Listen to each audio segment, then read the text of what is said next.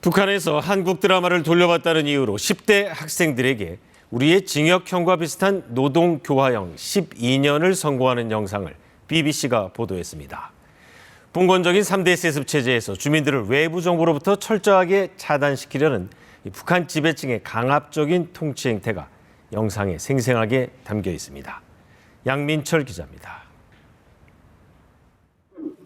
노천극장으로 보이는 곳에 10대 남학생 2명이 마스크를 쓴 채 수백 명의 학생들 앞에 서 있습니다. 남한 영화와 드라마를 보고 유포했다는 이유로 공개 재판에 세워진 학생들로 12년의 노동교화형, 징역형을 선고받습니다. 수십 개의 괴뢰 영화와 괴뢰 TV고 20곡의 괴뢰 화면음악을 시청이 유포한 이과 문제 반동 사상문화 대적법에 따라 각각 12년의 노동교화형을 선고했습니다. 소년들의 사진과 이름, 수갑을 채우는 모습까지 공개됐습니다. 이제 겨우 16살밖에 안 되는 비상공입니다. 괴뢰 문화에 유혹돼서 분별 없이 돌아치다가 끝내는 자기 앞길을 망치고 말았습니다.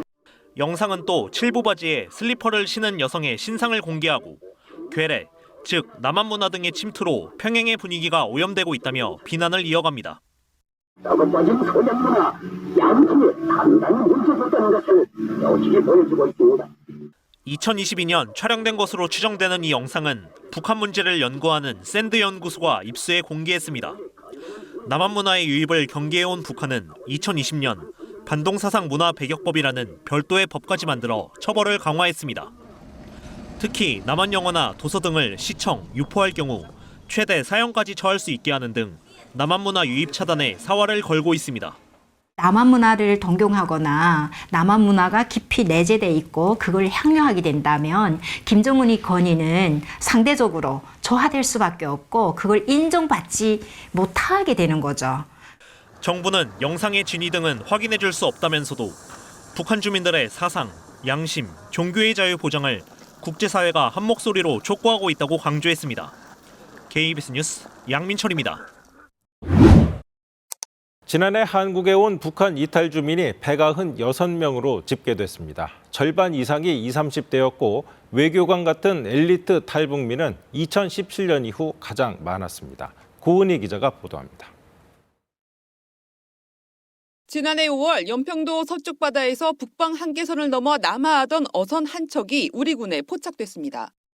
어린이를 포함한 9명의 북한 주민들이 집단 귀순한 겁니다.